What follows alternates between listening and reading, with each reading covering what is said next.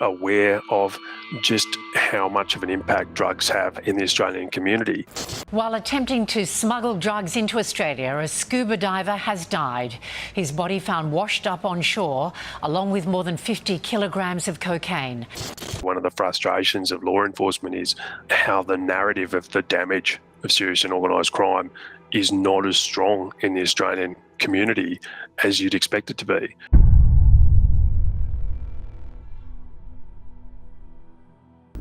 So in episode 6 we talked to Phil Brezzo. He's the Assistant Commissioner for the Australian Border Force in the southern region. Phil says that bikies are integral to the supply and the distribution of illegal drugs in Australia.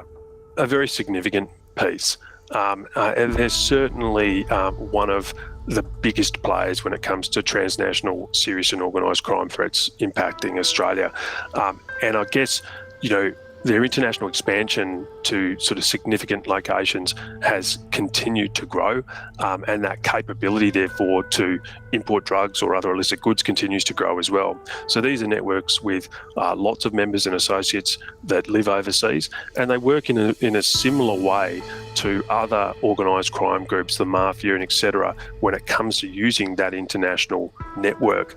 Now, Border Force used to be called Customs. It's changed names a few times, but basically they try and stop dodgy stuff coming into Australia, whether it's people, drugs, or animals, or animal foot and mouth disease, which they're trying to do now. But what we found is that people can only get drugs in, and this is what Phil was saying, that they only get them in because they've got trusted insiders. Now, that's a very fancy word to say a mole or a rat. It's somebody who works in maybe an airline, maybe in a logistics company, who's willing to actually go and break the rules and bring in the drugs for the bikies.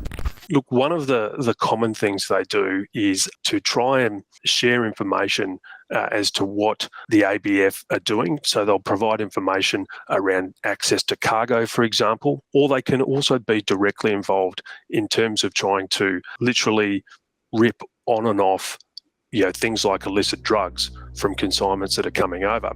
Now, there was a high-profile case recently where there was a Qantas baggage handler who actually walked drugs through the private door or private entrance for staff instead of actually putting those bags of drugs through the scanners. So it has been a way where people could exploit the system, and that's what the Border Force are trying to stamp out.